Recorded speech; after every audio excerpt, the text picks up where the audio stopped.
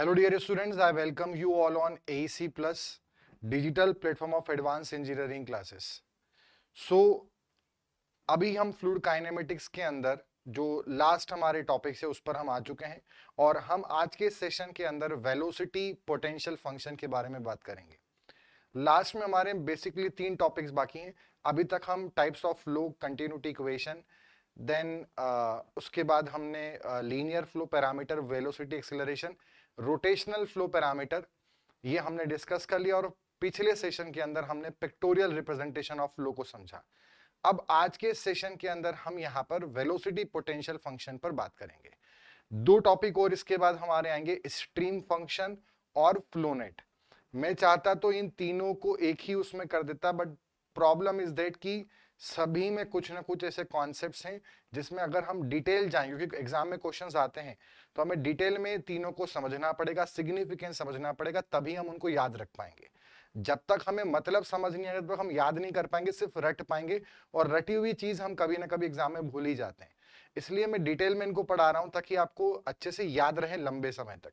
अगर मैं आपको 5 बात बताऊंगा तो आप 2 याद रखोगे, और अगर मैं आपको 200 बता दूंगा तो आपको वैसे भी कम से कम एटलीस्ट एग्जाम में जाकर 50 बात तो याद रहेंगी, तब जाकर आपको 10 क्वेश्चन कर पाएंगे।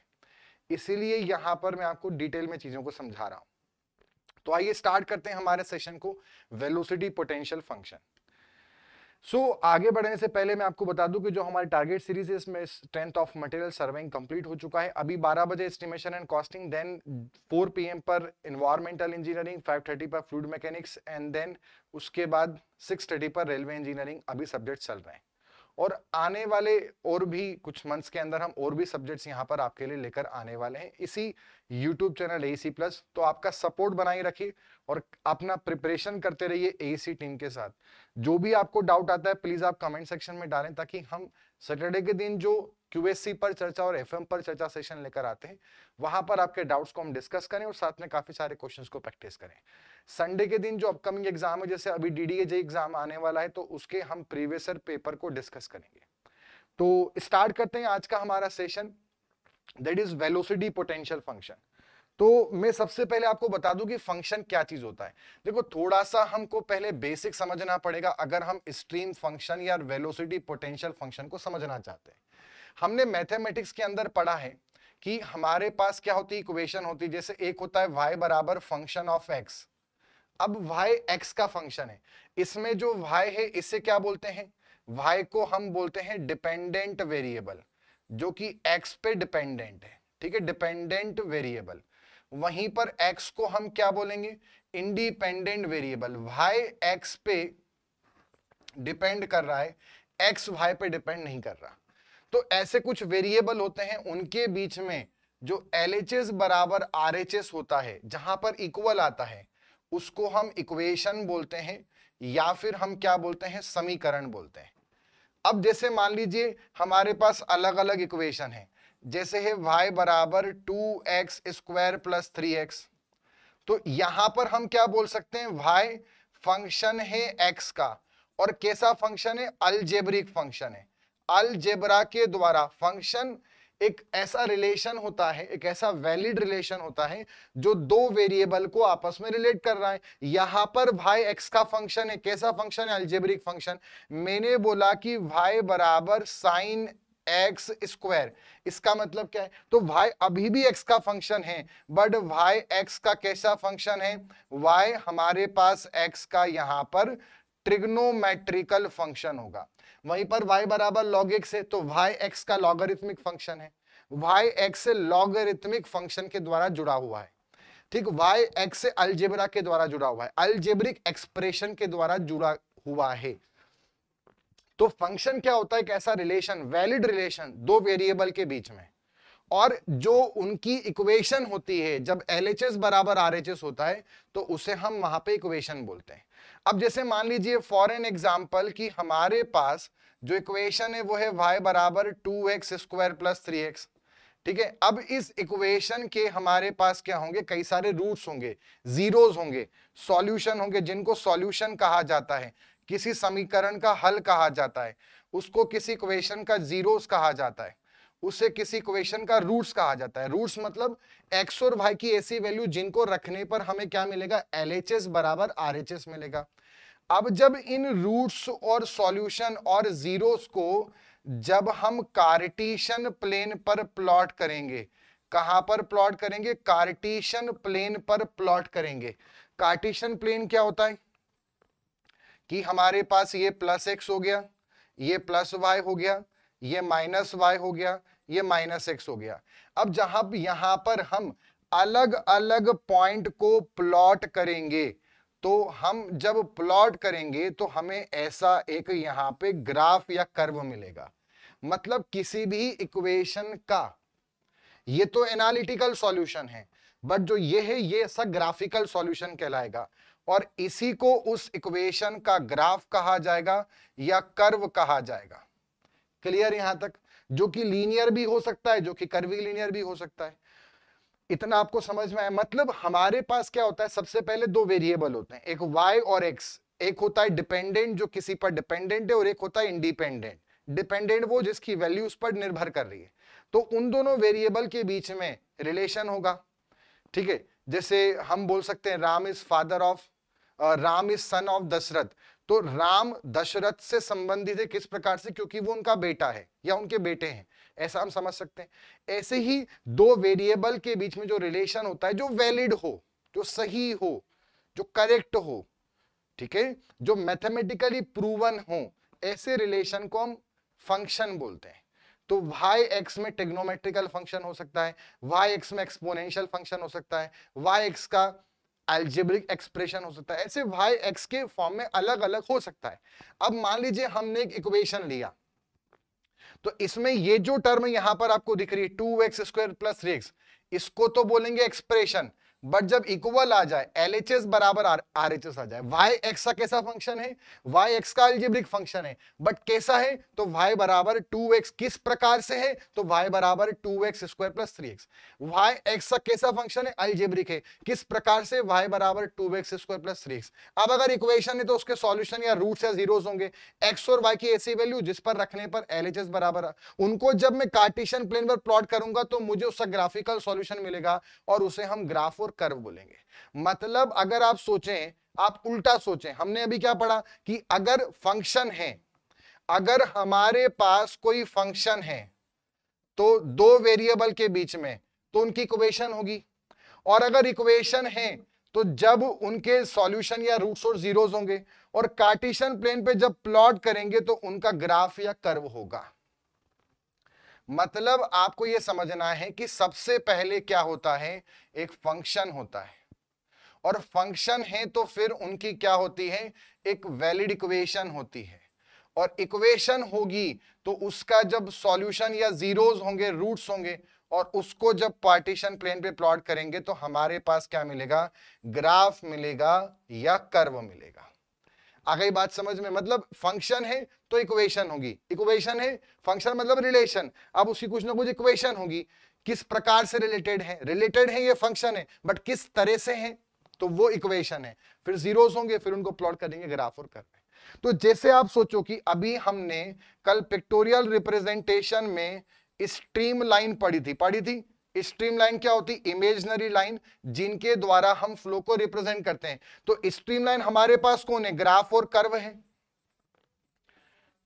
स्ट्रीम लाइन कौन है, ग्राफ और कर्व है। तो अगर स्ट्रीम लाइन है तो उसका अगर ग्राफ और कर्व है तो उसके जीरोस भी होंगे, तभी तो वो बना है, उनको जोड़कर तो उसकी इक्वेशन होगी, और इक्वेशन है तो उसका फंक्शन भी होगा। उसी फंक्शन को स्ट्रीम फंक्शन बोलते हैं। क्या बोलते हैं, स्ट्रीम फंक्शन। उसको साई से रिप्रेजेंट करते हैं। किससे रिप्रेजेंट करते हैं, इसको त्रिशूल का जो इसको साई बोला जाता है, क्या बोलते हैं, साई, ग्रीक लेटर है। वहीं पर ऐसे ही आप सोचो कि ऐसे ही जो फ्लूइड की किसी भी पॉइंट पे एनर्जी होती है, एनर्जी के बारे में अभी हम पहली बार पढ़ रहे हैं। फ्लूइड की जो एनर्जी होती है किसी भी पॉइंट पर जब वो चलता है, मूव करता है, कोई भी चीज अगर मोशन हो रहा है फ्लूइड का, या कोई भी चीज यूनिवर्स में हो रही है, तो बिना एनर्जी के नहीं होती।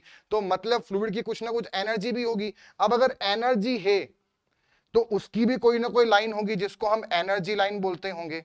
अब वो जो एनर्जी लाइन है उसको कहीं प्लॉट करेंगे तो वो ग्राफ और कर्व होगा, और ग्राफ और कर्व होगा तो उसका कोई फंक्शन भी होगा, और उसी फंक्शन को इक्विपोटेंशियल फंक्शन, इक्विपोटेंशियल फंक्शन या फिर उसको velocity potential function, velocity potential function कहा जाता है, और उसको हम फाई से रिप्रेजेंट करते हैं। ये दो टॉपिक हम पढ़ने जा रहे हैं। मतलब इक्विपोटेंशियल फंक्शन या वेलोसिटी पोटेंशियल फंक्शन हमें फ्लूइड की एनर्जी के बारे में बताता है। जब वो फ्लो करता है तो हर पॉइंट पे कुछ ना कुछ एनर्जी होगी, तभी फ्लो कर पा रहा है। एनर्जी नहीं होगी तो फ्लो नहीं होगा। तो अगर फ्लो है तो एनर्जी, एनर्जी है तो फ्लो होगा। तो अगर हर पॉइंट पर जो एनर्जी के पॉइंट्स है उनको ज्वाइन करेंगे तो एनर्जी लाइन बनेगी। मतलब अगर एनर्जी लाइन है तो वो लाइन मतलब ग्राफ और कर्व होगा, और ग्राफ और कर्व है तो फंक्शन भी तो होगा उसका। मतलब उसी फंक्शन को हम इक्विपोटेंशियल फंक्शन या वेलोसिटी पोटेंशियल फंक्शन बोलते हैं, और उसको फाई से रिप्रेजेंट किया जाता है। तो आई होप आपको ये बेसिक समझ में आ गया कि हम क्या पढ़ने जा रहे हैं। अब यहां पे स्टार्ट करते हैं हमारे सबसे पहला फंक्शन, वेलोसिटी पोटेंशियल फंक्शन। अब आप ऐसे सोचो कि जैसे मान लो हमारे पास यहां पर एक डैम है, ठीक है, और डैम के यहां पर ये पानी भरा हुआ है। ये हमारे पास डैम हो गया और ये रिवर बेड हो गया। अब यहां पर जब ये फ्लो करेगा तो ये ऐसे पानी इसमें ऐसे यहां पे निकल के जाएगा, तो कुछ ना कुछ यहां पर ऐसे अलग अलग एनर्जी होगी। तो अब हो सकता है यहां पर इस पॉइंट पर जो एनर्जी हो वो 100 जूल हो, और इस पॉइंट की भी एनर्जी 100 जूल हो। तो ये एक हमें लाइन मिल गई 100 जूल वाली। यहां पे जितने भी पार्टिकल है सबकी एनर्जी कितनी, 100। उसके बाद यहां पर थोड़ा आगे चले तो एनर्जी कम होगी, डिसिपेट होगी, एनर्जी का लॉस होगा। तो यहां पे हो सकता है 80 जूल की एनर्जी हो जाए इन सब पॉइंट्स की जो भी इस पे लाई कर रहे हैं। फिर और नुकसान हुआ, मान लो 30 जूल का नुकसान हुआ तो यहां पर सब 50 जूल कर आ गए। फिर और नुकसान हुआ, यहां पे 30 जूल वाले आ गए। तो ये जो आपको अलग अलग लाइन दिख रही हैं, ये सब हमारी कौन सी लाइन कहलाती हैं, इक्विपोटेंशियल लाइन कहलाती हैं। कौन सी लाइन कहलाती हैं बच्चों, इक्विपोटेंशियल लाइन। और इसी को हम वेलोसिटी, वेलोसिटी पोटेंशियल लाइन भी बोलते हैं। इक्विपोटेंशियल लाइन या velocity potential line. Equipotential line क्या, इक्विपोटेंशियल लाइन ऐसी इमेजिनरी लाइंस होती हैं which are drawn by joining the points of equal energy, समान एनर्जी के पॉइंट्स को ज्वाइन कर कर जो बनने वाली इमेजिनरी काल्पनिक रेखा होगी उसे हम इक्विपोटेंशियल लाइन बोलेंगे। मतलब इक्विपोटेंशियल लाइन पे जो भी पॉइंट्स लाई करेंगे सब पर एनर्जी, जो भी फ्लूइड पार्टिकल वहां पर होंगे उन सबकी एनर्जी क्या होगी, सेम। और दो इक्विपोटेंशियल लाइन के बीच में हमें ऑब्वियस सी बात है क्या मालूम चलेगा, एनर्जी का कितना लॉस हो रहा है। यहां कुछ लॉस हुआ, फिर यहां कुछ लॉस हुआ। तो दो इक्विपोटेंशियल, मतलब इक्विपोटेंशियल फंक्शन हम पढ़ क्यों रहे हैं, हम इसलिए पढ़ रहे हैं वेलोसिटी पोटेंशियल फंक्शन हम इसलिए पढ़ रहे हैं क्योंकि इससे हमें एनर्जी के बारे में और एनर्जी के लॉसेस के बारे में, एनर्जी कहां पर कितनी अवेलेबल है और कितना लॉस हो रहा है, इसके बारे में आइडिया लगता है। तो ये हमें प्रैक्टिकल लाइफ में से कई सारे इंपॉर्टेंस है। जब हम डैम डिजाइन करते हैं तब इसका बहुत इंपॉर्टेंस है। हर चीज में जहां भी फ्लूइड कहीं से फ्लो हो रहा है तो वहां पर इससे काफी इंपॉर्टेंस है, खासकर डैम डिजाइनिंग के अंदर। तो इसमें आई होप आपको ये समझ में आया होगा। अब ये सर इक्विपोटेंशियल और वेलोसिटी पोटेंशियल क्यों बोला, देखो इक्विपोटेंशियल वर्ड इसलिए बोला, कई बार क्या होता है आप जानते हैं पोटेंशियल एक प्रकार की एनर्जी होती है। तो ऐसा तो नहीं कि यहां पर हम पर्टिकुलरली पोटेंशियल एनर्जी की बात कर रहे हैं। पोटेंशियल एनर्जी मतलब डेटम एनर्जी होती है, बट फ्लूइड के पास जो एनर्जी है वो मेनली 3 प्रकार की होती है। एक होती है प्रेशर एनर्जी, दूसरी होती है डेटम एनर्जी, और एक होती है काइनेटिक एनर्जी। अब काइनेटिक एनर्जी तो मोशन के कारण आती है, मेनली उसके पास 2 एनर्जी होती है, प्रेशर और डेटम, जिससे फ्लो हो सकता है। नेचुरली जो एनर्जी होती है वो डेटम होती है, प्रेशर तो उसमें एक्सटर्नल देना पड़ती है पंप के माध्यम से। तो अभी हम जिसको सब डायनामिक्स के अंदर पढ़ेंगे, अभी डिटेल में नहीं जा रहे हैं, बट अभी एक बेसिक आपको समझना है। ऐसा नहीं कि सर पोटेंशियल क्यों बोला, पोटेंशियल मतलब यहां पर एनर्जी से है, वैसे मेनली इस एनर्जी को पोटेंशियल एनर्जी बोल रहे हैं, बट ऐसा मतलब नहीं है कि सिर्फ यही वाली एनर्जी, कोई भी एनर्जी हो। आइदर वो प्रेशर हो, डेटम हो, काइनेटिक हो, बट पोटेंशियल एक एनर्जी के लिए बता रहा है, और इक्वी मतलब सेम। तो इक्वल एनर्जी के पॉइंट्स को ज्वाइन कर कर बनने वाली imaginary line equi potential. Velocity potential क्यों बोला? क्योंकि एनर्जी के अंदर प्रेशर भी है, पोटेंशियल भी है, वेलोसिटी भी है, तो मेनली उसको नाम रख दिया वेलोसिटी पोटेंशियल लाइन। और इसका अगर ये लाइन है तो इसका फंक्शन भी होगा, और इसका जो फंक्शन है उसे बोला वेलोसिटी पोटेंशियल फंक्शन, और उसको हमने रिप्रेजेंट करा, किससे रिप्रेजेंट करा? फाई से। क्लियर है? अब यहां पर जो फाई है इसको डिफाइन कैसे गया? ये एक फंक्शन बनाया गया, जैसे आपने ट्रिग्नोमेट्रिक फंक्शन सुना है, साइन, कॉस, टेन, सेक, कॉट, कॉसेक, लॉग एक्स सुना है, एक्सपो एक्स सुना है। तो ये क्या है, बड़ी बड़ी चीजों को सॉल्व करने के लिए छोटे से फंक्शन बनाए गए ताकि हम बहुत बड़ी बड़ी चीजें समझ पाए मैथमेटिक्स में। ऐसे ही यहां पर कि फ्लूइड्स की एनर्जी और एनर्जी के लॉसेस को समझने के लिए हमने एक फंक्शन बनाया फाई, जिसको हम बोलते हैं वेलोसिटी पोटेंशियल फंक्शन। अब इसको डिफाइन कैसे किया गया, ये सब साइंटिस्टों ने डिफाइन करा। जैसे अब मान लो कि log 1 की वैल्यू log 1 0 होगा। अब ये कोई भगवान बोले थे गीता में? नहीं, ये साइंटिस्टों ने जब लॉग डिफाइन करा तो उन्होंने उसको, उसका जो ऑपरेशन है, उसकी प्रोग्रामिंग, उसकी जो कॉन्सेप्ट, उसको इस तरह से रखा कि log 1 की वैल्यू 0 आएगी, या जो 10 90 है वो नॉट डिफाइंड फॉर्म होगा। तो वो ऐसे जब उन्होंने फंक्शन बनाए तो उसको डिफाइन वैसे करा। ऐसे ही जब वेलोसिटी पोटेंशियल फंक्शन को इन्होंने डिफाइन करा तो इन्होंने बोला कि ये 3 डायमेंशन फंक्शन होगा, एक्स वाई जेड का फंक्शन होगा और टाइम का फंक्शन होगा। पहली बात तो इन्होंने ये बोली।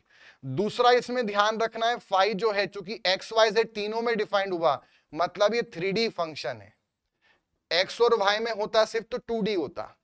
अगला इन्होंने इसको डिफाइन इस तरह से करा, इस कदर करा, ऐसा मैथमेटिशियंस ने बोला कि वेलोसिटी पोटेंशियल फंक्शन एक ऐसा फंक्शन है जिसका अगर मैं पार्शियल डेरिवेटिव एक्स के साथ में करूं तो मुझे उसी डायरेक्शन की वेलोसिटी मिलेगी, बट नेगेटिव डायरेक्शन में। अगर मैं उसका पार्शियल डेरिवेटिव वाई के रिस्पेक्ट में करूं तो उसी डायरेक्शन की वेलोसिटी मिलेगी, बट नेगेटिव साइड के साथ।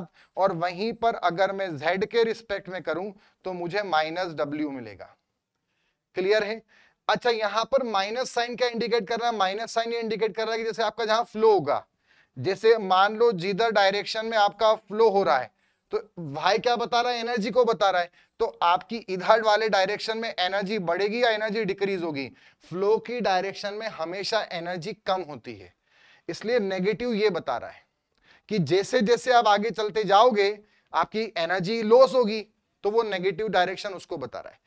मतलब फाई, पहली बात तो 3D फंक्शन है स्पेस और टाइम का। फाई कौन है? वेलोसिटी पोटेंशियल फंक्शन है। इस फंक्शन से हम क्या बना सकते हैं? हम इक्वी पोटेंशियल लाइन बना सकते हैं। इक्वी पोटेंशियल लाइन क्या होती है? इमेजिनरी लाइन होती है जो इक्वल एनर्जी के पॉइंट्स को ज्वाइन करके बनाई जाती है। वेलोसिटी पोटेंशियल फंक्शन को पढ़ने का उद्देश्य क्या है? इसको पढ़कर हम इक्वी पोटेंशियल लाइन बना पाएंगे। तो क्या करें? तो इससे हम फ्लूइड की किसी भी पॉइंट पर कितनी एनर्जी है और कितना एनर्जी लॉस हो रहा है किस सिस्टम में, ये हमें मालूम चल पाएगा। तो हम क्या करें? तो ये हमें डैम डिजाइनिंग और ऐसे जहां पर भी फ्लूइड फ्लो कर रहा है और एनर्जी के लॉसेस को हमें समझना है, वहां पर ये कॉन्सेप्ट बहुत हेल्प करेगा। तो साइंटिस्टों ने कैसे डिफाइन करा? सिंबल लिया फाई, और वो 3D फंक्शन रखा गया। और डेफिनेशन क्या ली गई?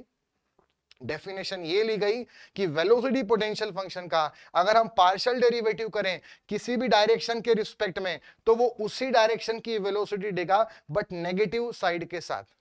Means partial derivative of velocity potential function with respect to direction, with respect to any direction, give us the velocity in same direction with negative sign. Clear? तो अब next यहां पर आते हैं हम, हमारे पास है velocity potential function is defined as a scalar function. तो ये ध्यान रखना कैसा फंक्शन है? ये स्केलर फंक्शन है of space and time such that its negative derivative with respect to any direction give us the fluid velocity in that direction. It is another way of representing velocity component. Velocity component को समझाने का एक और तरीका है, जो कि हम अल्टीमेटली उससे वेलोसिटी को बता रहे हैं। तो मतलब वेलोसिटी को डिफाइन करने का एक तरीका है। नेगेटिव साइन क्या इंडिकेट कर रहा है? कि फ्लो उस डायरेक्शन में है जहां पोटेंशियल डिक्रीज, मतलब एनर्जी डिक्रीज हो रही है। पोटेंशियल मतलब क्या? एनर्जी। इसको डिफाइन किससे किया गया? फाई से। तो फाई किसका फंक्शन है? 3D फंक्शन है। ये पूछते हैं एग्जाम में, फाई 3D है कि 2D, क्योंकि जब हम स्ट्रीम फंक्शन पढ़ेंगे वो 2D होता है और फाई 3D डिफाइन किया गया मैथमेटिक्स के द्वारा, मैथमेटिशियंस के द्वारा, इसलिए ध्यान रखना है फाई 3D फंक्शन है। किस प्रकार से? अगर मैं फाई का नेगेटिव डेरिवेटिव लूं x के साथ तो मुझे u मिलेगा, नेगेटिव लूं y के साथ तो v मिलेगा, और नेगेटिव लूं z के साथ तो मुझे w मिलेगा। और u v w क्या है? वेलोसिटी के कंपोनेंट्स है। क्लियर है यहां तक? इतना समझ में आया? अब यहां पर कुछ इसकी प्रॉपर्टीज समझना, वेलोसिटी पोटेंशियल फंक्शन की हम कुछ प्रॉपर्टीज के बारे में चर्चा करते हैं। तो प्रॉपर्टीज में सबसे पहला पॉइंट आप समझना, हम ये मान लेते हैं, मान लो हम ये मान लेते हैं कि लेट फाई एग्जिस्ट, कोई भी फ्लो हो रहा है और उसका जो वेलोसिटी पोटेंशियल फंक्शन है वो डिफाइंड है, फ्लो हो रहा है और उसका ग्राफ है और इक्विपोटेंशियल लाइन है और लाइन है, ग्राफ है, तो फंक्शन होगा, है ना। लेट फ्लो एग्जिस्ट, हमने ऐसा मान लिया, फाई एग्जिस्ट। अब जो फ्लो है एग्जिस्ट है या नहीं, अगर इसको हमें चेक करना है तो हमें क्या लगानी पड़ेगी? कंटिन्यूटी इक्वेशन लगानी पड़ेगी। कंटिन्यूटी इक्वेशन क्या बोलती है? कंटिन्यूटी इक्वेशन ये बोलती है del u by del x. अभी वैसे तो 3D के लिए डिफाइंड है, मैं 2D के लिए ले लेता हूं सिर्फ समझने के लिए। तो del u by del x बराबर plus del v by del y बराबर 0, राइट। अब u की वैल्यू कितनी है? माइनस का del u by del x, और v की वैल्यू कितनी है? माइनस का डेल v, सॉरी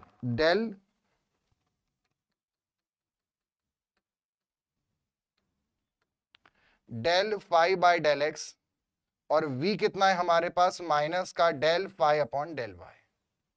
अब इसको यहां रखते हैं, del u by del x इसमें रखा तो माइनस का डेल बाय डेल एक्स, और u कितना है? u हमने माइनस तो पहले ही रख दिया, तो del phi upon del x, और प्लस, तो यहां पर ये डेल बाय डेल वाई रख दिया, और ये आ जाएगा माइनस का del phi upon del y is equal to 0।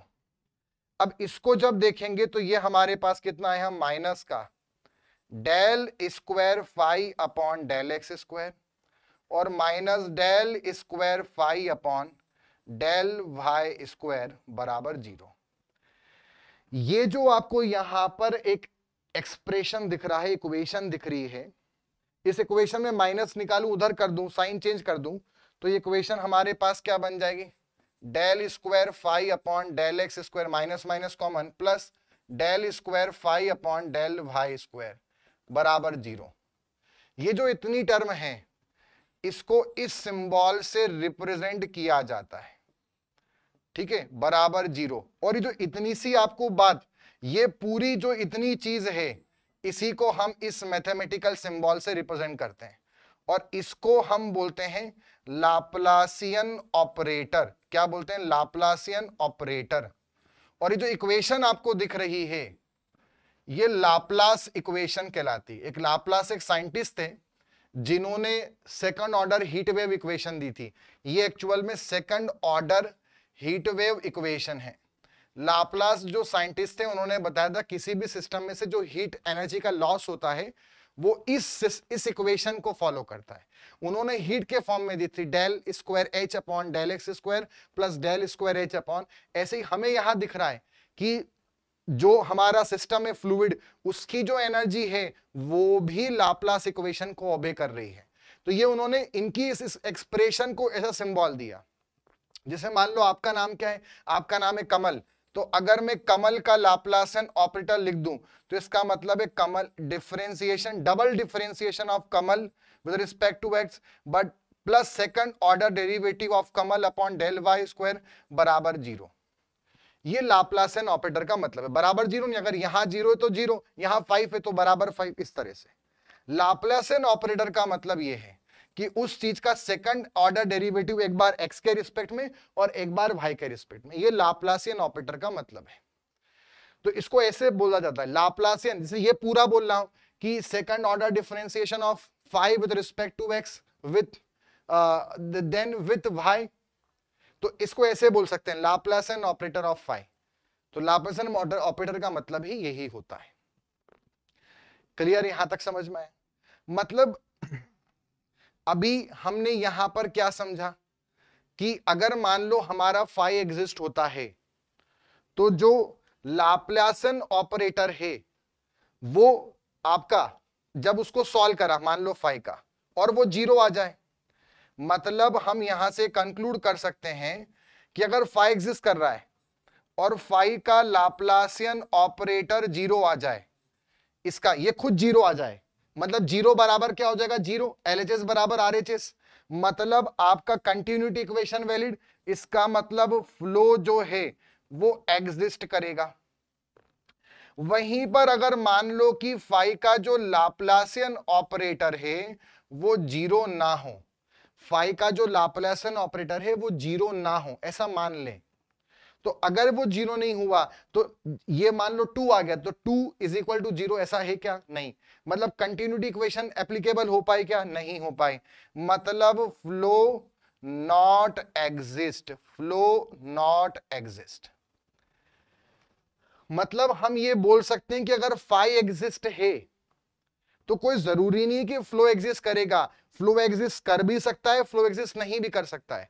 अगर Laplacian operator velocity potential function का जीरो हुआ तो ही फ्लो एग्जिस्ट करेगा, नहीं हुआ तो नहीं करेगा। आ गई बात समझ में? इसको हम कंक्लूड करेंगे। समझ में आया पूरा? फिर एक बार समझ लेते हैं। यहां पर अगर हमने फाई मान लिया फाई एग्जिस्ट कर रहा है, अब हमने फ्लो एग्जिस्ट करना है, कैसे चेक करें? तो हमने लगाया कंटिन्यूटी इक्वेशन, उसको लगाया तो जब उसको देखा तो वो लाप्लास की इक्वेशन मिली, उसको लाप्लास इक्वेशन बोलते हैं, second order heat wave equation बोलते हैं, इसको लाप्लासियन ऑपरेटर बोला जाता है। मतलब अगर ये टर्म जीरो हो गई तो जीरो बराबर जीरो, मतलब कंटिन्यूटी इक्वेशन वैलिड। ठीक है, कंटिन्यूटी इक्वेशन ही तो थी ये वाली हमारी, जब ये वाली टर्म जीरो आ जाएगी तो जीरो बराबर जीरो, तभी कंटिन्यूटी वैलिड, मतलब फ्लो एग्जिस्ट। और अगर ये जीरो नहीं आ पाया, मतलब ये आ गया 5, तो 5 इक्वल टू जीरो है क्या? नहीं, कंटिन्यूटी फेल हो गई, मतलब फ्लो एग्जिस्ट नहीं हो पाएगा। जब भी कंटिन्यूटी इक्वेशन वैलिड है तभी फ्लो हो पाएगा, वरना फ्लो एग्जिस्ट नहीं होगा। अब इसमें मतलब हम ये कंक्लूड कर सकते हैं कि अगर मान लो इफ फाई एग्जिस्ट, अगर फाई एग्जिस्ट कर रहा है तो जो फ्लो है, फ्लो में और में नॉट एग्जिस्ट।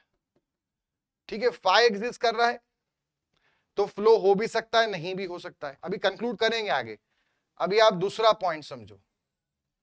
दूसरा कैरेक्टरिस्टिक हम ये समझते हैं, मान लेते हैं कि हम लेट फ्लो एग्जिस्ट, मान लेते हैं फ्लो एग्जिस्ट कर रहा है, ठीक है, मान लेते हैं फ्लाई एग्जिस्ट कर रहा है। अब मुझे चेक करना है एंगुलर वेलोसिटी। एंगुलर वेलोसिटी हम कब चेक करते हैं? रोटेशनल फ्लो के लिए। मान लो अभी मैं 2D स्पेस के लिए, 2D डायरेक्शन XY प्लेन के लिए चेक करता हूं, तो ओमेगा जेड का मेरा फॉर्मूला क्या होता है?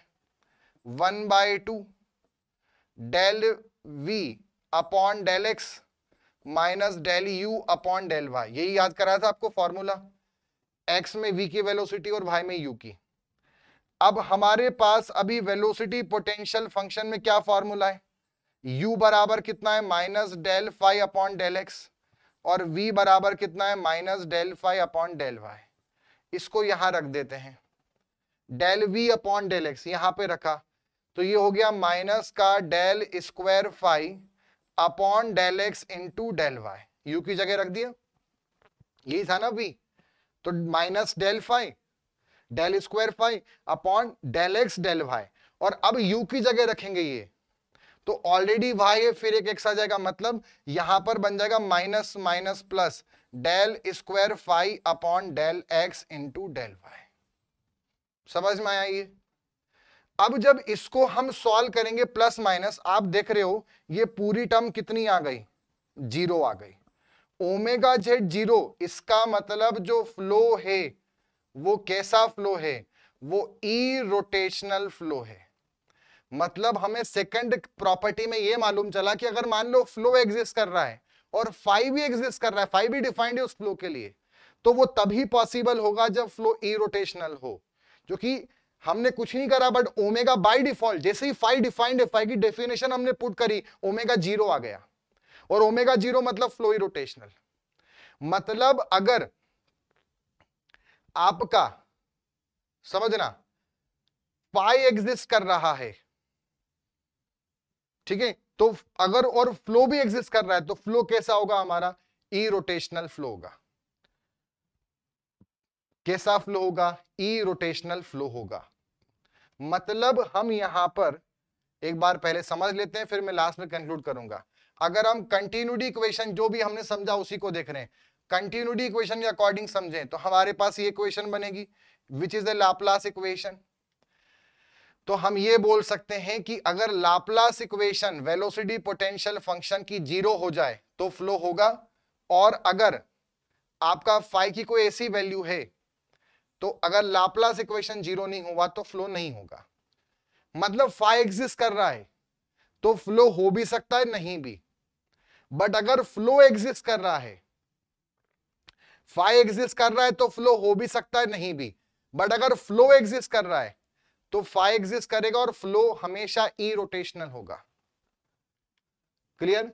If velocity potential function exist the flow should be irrotational. अगर वेलोसिटी पोटेंशियल फंक्शन है और फ्लो है तो वो तभी होगा जब फ्लो कैसा हो? इरोटेशनल हो।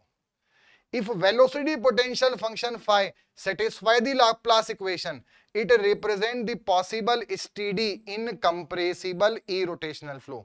अगर वेलोसिटी पोटेंशियल फंक्शन है और उसने लाप्लास इक्वेशन को सेटिस्फाई कर दिया, मतलब कंटिन्यूटी वैलिड हो गई, 0 बराबर 0 हो गया, मतलब फ्लो हो रहा होगा। और कैसा? Steady incompressible irrotational flow. मतलब इसमें आप ऐसे समझो कि अगर मान लो इफ फाई एग्जिस्ट, मान लो फाई एग्जिस्ट कर रहा है और उसका जो लाप्लासियन ऑपरेटर है वो 0 हो गया, तो फ्लो एग्जिस्ट करेगा। और वहीं पर उसका लाप्लासियन ऑपरेटर 0 नहीं हुआ तो फिर फ्लो नहीं होगा। ये पहली बात हो गई। मतलब फाई है तो फ्लो हो भी सकता है, नहीं भी। ये हुआ तो होगा, ये हुआ तो नहीं होगा। वहीं पर हम दूसरी बात बोलें, दूसरी बात समझें, तो अगर सपोज मान लीजिए इफ फ्लो एग्जिस्ट, अगर फ्लो एग्जिस्ट है, हम ऐसा मान ले, तो अब दो पॉसिबिलिटी होंगी। अगर फ्लो है तो या तो वो रोटेशनल फ्लो होगा या तो वो इरोटेशनल फ्लो होगा। रोटेशनल हुआ तो ओमेगा आपका 0 नहीं होगा और इरोटेशनल हुआ तो ओमेगा 0 होगा। रोटेशनल हुआ और ओमेगा 0 नहीं हुआ, इसका मतलब फाई एग्जिस्ट ही नहीं कर पाएगा, और अगर ओमेगा 0 है तभी फाई एग्जिस्ट कर पाएगा। मतलब ऐसे समझो कि अगर फाई है तो फ्लो हो भी सकता है, नहीं भी, ठीक है। बट अगर फ्लो एग्जिस्ट कर रहा है और फाई एग्जिस्ट कर रहा है तो फ्लो हमेशा क्या होगा? इरोटेशनल होगा। समझ में आया? फ्लो एग्जिस्ट कर रहा है तो या तो रोटेशनल होगा या तो इरोटेशनल होगा। क्लियर है यहां तक? फ्लो एग्जिस्ट कर रहा है, समझना ध्यान से, अब जो मैं फाइनल कंक्लूजन दे रहा हूं, अगर फ्लो एग्जिस्ट कर रहा है तो रोटेशनल होगा या इरोटेशनल? रोटेशनल हुआ तो फाई एग्जिस्ट नहीं करेगा और इरोटेशनल हुआ तो फाई एग्जिस्ट करेगा। मतलब फ्लो एग्जिस्ट कर रहा है मान लो, तो फाई हो भी सकता है, फाई नहीं भी। बट उल्टा समझो, अगर फाई एग्जिस्ट कर रहा है, किसी फ्लो का फाई एग्जिस्ट कर रहा है और साथ में उसका लाप्लास इक्वेशन भी 0 है, तो इसका मतलब फ्लो हो रहा है, और फ्लो कौन सा होगा? इरोटेशनल फ्लो होगा। क्लियर है यहां तक? ये दोनों बात अगर फाई एग्जिस्ट कर रहा है और लाप्लास इक्वेशन 0 है, मतलब flow exist, otherwise flow not exist. But अगर फ्लो एग्जिस्ट, अब मान लो फ्लो एग्जिस्ट, तो दो बातें, रोटेशनल इरोटेशनल। इरोटेशनल होगा तो ही फाई एग्जिस्ट करेगा, अदरवाइज नहीं करेगा। क्लियर है क्या यहां तक? फाई जैसे ही किसी भी कंडीशन में एग्जिस्ट करा तो ऐसे केस में हमारे पास इरोटेशनल फ्लो होगा। रोटेशनल फ्लो के लिए फाई डिफाइंड नहीं होगा। अब हमें यहां पर जो इक्वी पोटेंशियल लाइन होती है, जैसे मान लो कि हमारे पास ये कार्टेशियन प्लेन है, x y plane, this is origin. अब हमने कोई इक्वी पोटेंशियल जो हमारे पास लाइन होती है, इक्वी पोटेंशियल लाइन, तो इक्वी पोटेंशियल लाइन किससे बनी? वेलोसिटी पोटेंशियल से बनी। तो इक्वी पोटेंशियल लाइन क्या होती है?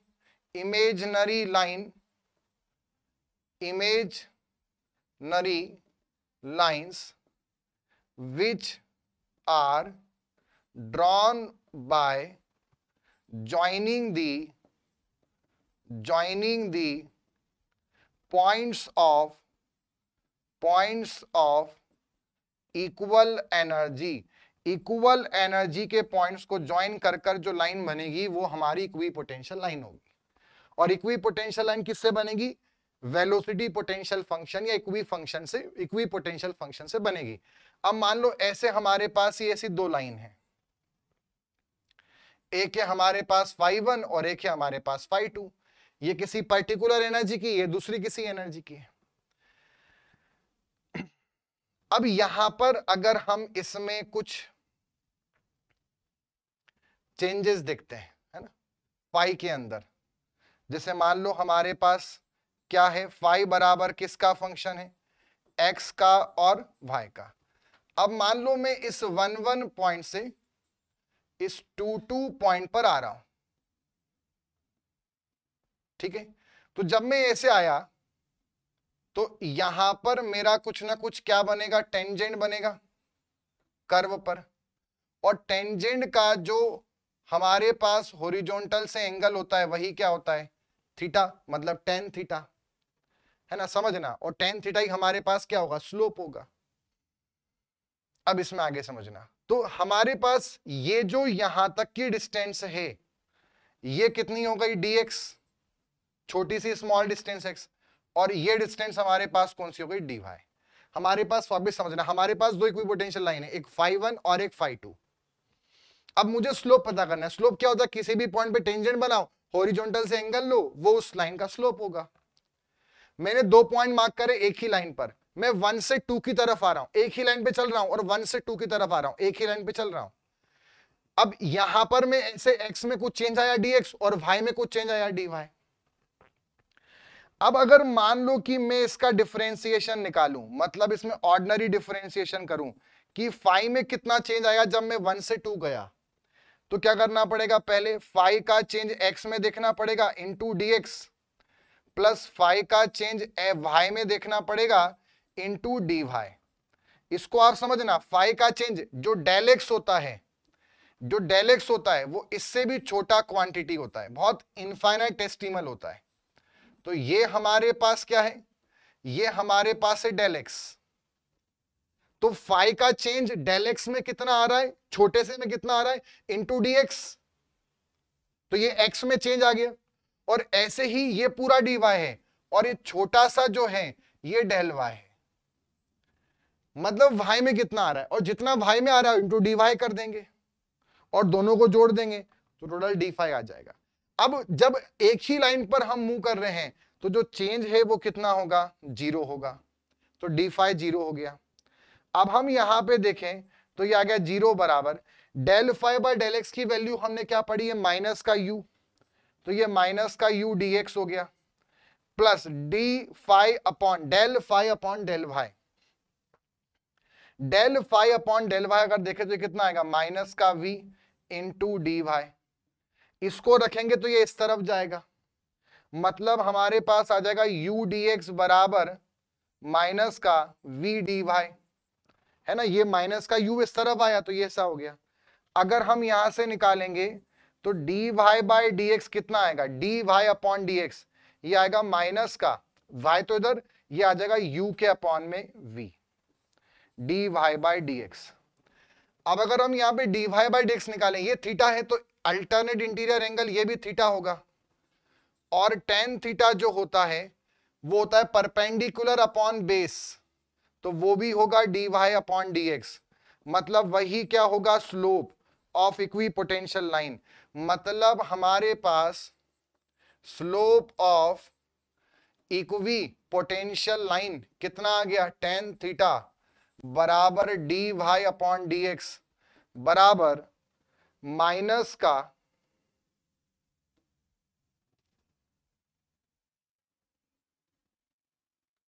कितना आ गया, माइनस का u by v is equal to minus का u अपॉन वी। ये आ गया हमारे पास सीधे। आपको बस ये मेन एक्सप्रेशन यही ध्यान रखना है कि इक्वी पोटेंशियल लाइन का जो स्लोप होता है वो ये होता है। और माइनस क्यों होता है, क्योंकि एनर्जी लाइन जो होती है हमेशा डिक्रीजिंग ग्रेडियंट पे होती है, जो कि एनर्जी का लॉस हो रहा है, तो ये हमेशा डिक्रीजिंग ग्रेडियंट पे होगी। इतना समझ में आया आपको, यहां तक पूरा क्लियर है?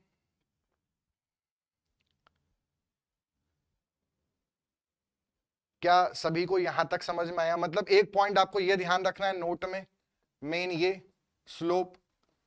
दूसरा आप ये ध्यान रखना, if flow exist, if flow exist phi may और मे नॉट। जरा मतलब समझो, समझ में आ रही है बात क्या? अगर फ्लो एग्जिस्ट कर रहा है तो फाई कर भी सकता है, नहीं भी।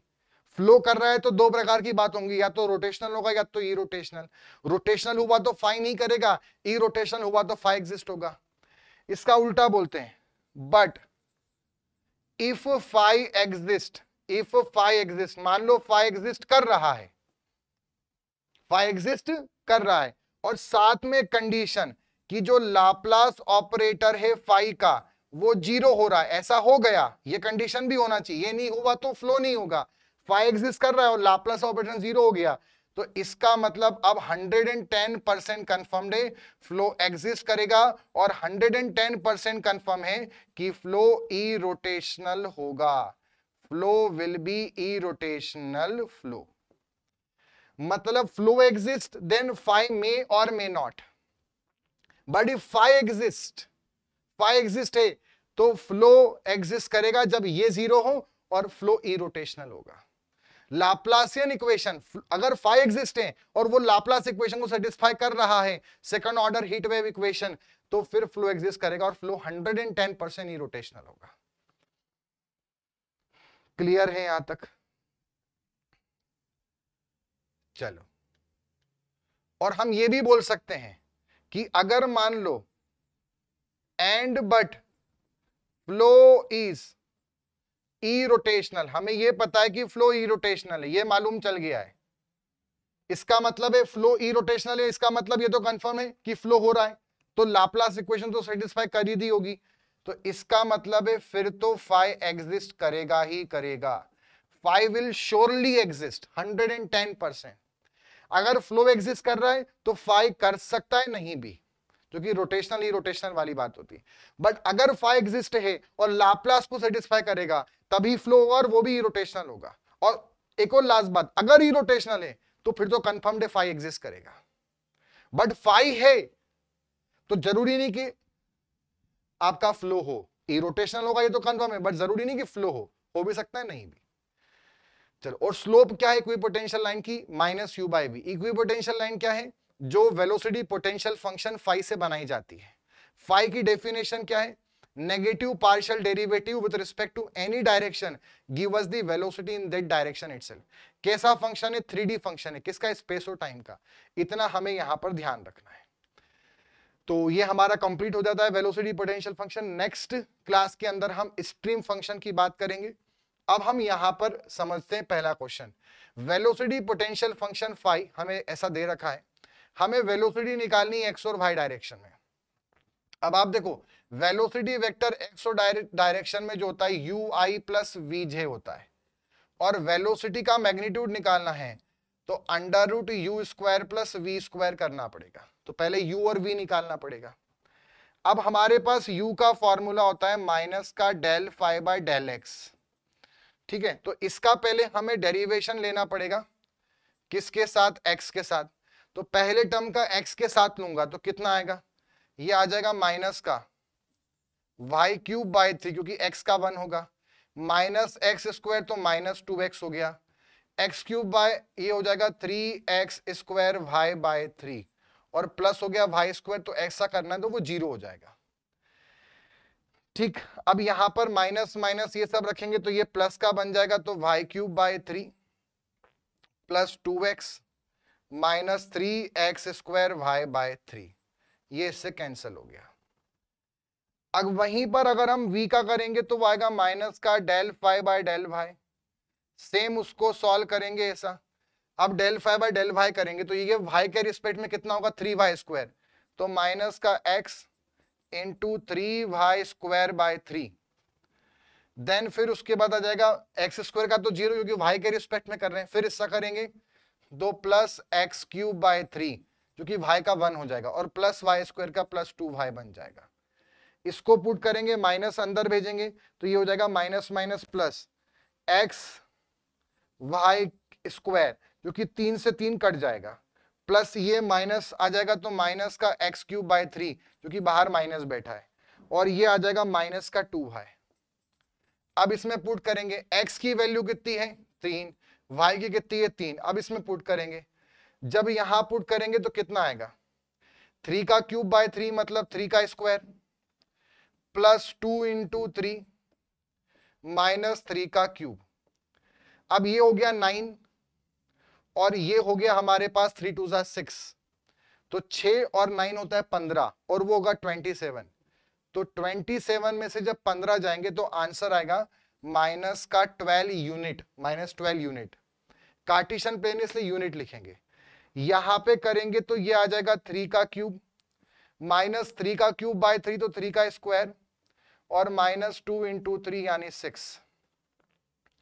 तो ये हमारे पास आएगा 27, ये हो जाएगा 9 और ये हो जाएगा 6, 9 और 6 15, 27 में से 15 गए तो ये आंसर आएगा प्लस का 12 यूनिट। अब जब मुझे यहाँ पे क्वेश्चन में क्या पूछा है, वेलोसिटी का मैग्नीट्यूड बताओ कितना होगा, तो इन दोनों का अंडर रूट में हम कर देंगे माइनस 12 का स्क्वायर प्लस 12 का स्क्वायर, तो वो हमारे पास आंसर आ जाएगा 12√2 यूनिट, क्योंकि हम उसको बोल सकते हैं 2 इंटू 12 का स्क्वायर, बाहर निकालेंगे तो 12√2 यूनिट। तो हमारे पास फाइनल आंसर जो आ जाएगा वेलोसिटी का मैग्नीट्यूड वो आ जाएगा 12√2 यूनिट। चलो नेक्स्ट क्वेश्चन पर आते हैं। अगला है, एक और क्वेश्चन है, वेलोसिटी पोटेंशियल फंक्शन दिया है phi बराबर 5x² माइनस y²। इसका वेलोसिटी बताना है x और y डायरेक्शन का 4 और 5 पर। तो पहले हम क्या बोलते हैं, u बराबर कितना होता है माइनस del phi/del x, इसको जब रखेंगे माइनस, अब x के रिस्पेक्ट में करना है तो 5 तो आएगा और x का हो जाएगा 2x, y² का 0 क्योंकि वो कांस्टेंट माना जाएगा, तो ये आंसर आ गया माइनस का 10x।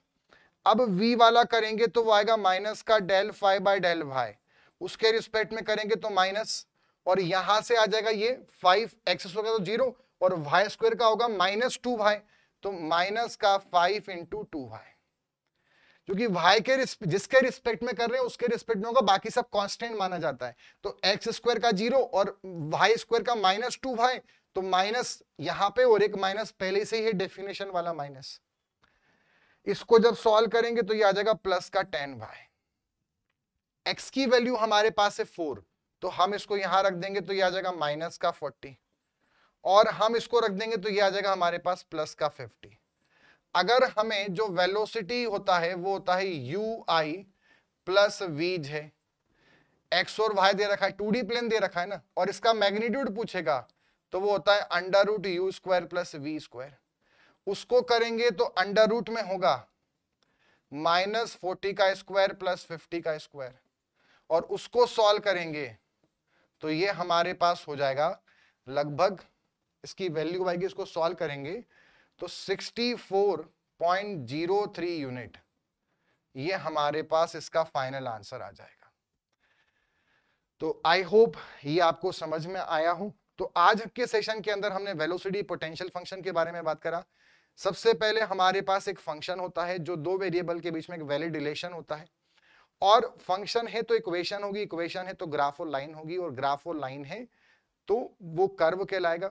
तो ऐसे ही अगर हमारे पास एनर्जी लाइंस होती हैं और ऐसे ही हमारे पास फ्लूइड के अंदर स्ट्रीम लाइन होती है तो उनके फंक्शन भी होंगे। तो ये हमारा स्ट्रीम फंक्शन और वेलोसिटी पोटेंशियल फंक्शन यही टॉपिक है। तो हमने सबसे पहले आज स्टार्ट किया velocity potential function. Velocity potential function को फाई से रिप्रेजेंट करते हैं और इससे जो हम लाइन बनाते हैं वो इक्विपोटेंशियल लाइन कहलाती है। इक्वल एनर्जी की लाइंस, ऐसी इमेजिनरी लाइन जो सेम एनर्जी के पॉइंट्स को जोड़कर बनाई जाती है। इनकी मदद से एनर्जी में कितना लॉस है वो हमें आइडिया लगेगा।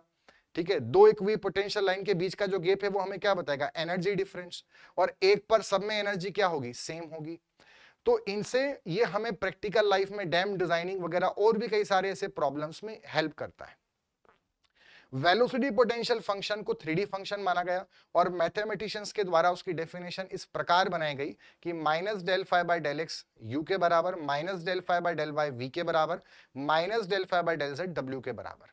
फिर हमने इसकी दो प्रॉपर्टी पढ़ी। पहली प्रॉपर्टी, अगर फ्लो एग्जिस्ट कर रहा है तो फाई हो भी सकता है, नहीं भी, क्योंकि रोटेशनल हुआ तो नहीं डिफाइंड होगा और इरोटेशनल है तभी होगा। बट अगर मान लीजिए फाई एग्जिस्ट कर रहा है और उसका लाप्लास इक्वेशन भी 0 है तो जाके फिर फ्लो कंफर्म्ड होगा और वो भी इरोटेशनल होगा। और तीसरी बात, अगर फ्लो इरोटेशनल है तो फ्लो तो है ही, मालूम चल गया, मतलब लाप्लास इक्वेशन सेटिस्फाई कर ही दोगी तभी फ्लो को सेटिस्फाई हो पा रहा है। मतलब अगर फ्लो है तो इसका मतलब आपका जो फाई है वो 100% एग्जिस्ट करेगा। आ गई सभी को बात समझ में, क्लियर है क्या इतना? यहीं पर आप अगला पॉइंट समझना जो हमने समझा, इसकी इक्वेशन जो tan थीटा होता है, जो स्लोप होता है इक्विपोटेंशियल लाइन का, वो होता है माइनस यू अपॉन वी। वो इक्वेशन ध्यान रखनी है। और फिर हमने यहां पर कुछ क्वेश्चंस किए। जब भी क्वेश्चन मेनली इन पर आते हैं तो वेलोसिटी के ही आते हैं, यही मेन क्वेश्चन आते हैं। कभी u पूछ लेंगे, कभी v पूछ लेंगे, तो पहले आप u निकाल लो, v निकाल लो, x और y को रख दो, और फिर मैग्नीट्यूड पूछे वेलोसिटी का तो ऐसे निकाल लो रिजल्टेंट वेलोसिटी का। इसी प्रकार से हम जो हमारा नेक्स्ट सेशन है हम उसमें स्ट्रीम लाइन और स्ट्रीम फंक्शन के बारे में बात करेंगे, यानी साई के बारे में। ठीक, और उस पे भी हम क्वेश्चंस कैसे आते हैं उनको प्रैक्टिस करेंगे। तो मिलते हैं नेक्स्ट लेक्चर के अंदर। अगर इसी तरह से आप डिटेल में एसएससी जेईई के लिए पढ़ना चाहते हैं तो सार्थक बैच को ज्वाइन कर सकते हैं एसी प्लस एप्लीकेशन पे। डिफरेंट एग्जाम्स के लिए Vijay batch, non technical subjects के लिए नॉन टेक महापेक एंड एसएससी जेईई की different test series on AC plus application. आज का जो सेशन है इसका पीडीएफ आपको AC plus app and YT discussion channel पर मिलेगा, तो चैनल को सब्सक्राइब करें अगर नहीं किया है। एंड मिलते हैं नेक्स्ट लेक्चर के अंदर। Till then goodbye and take care.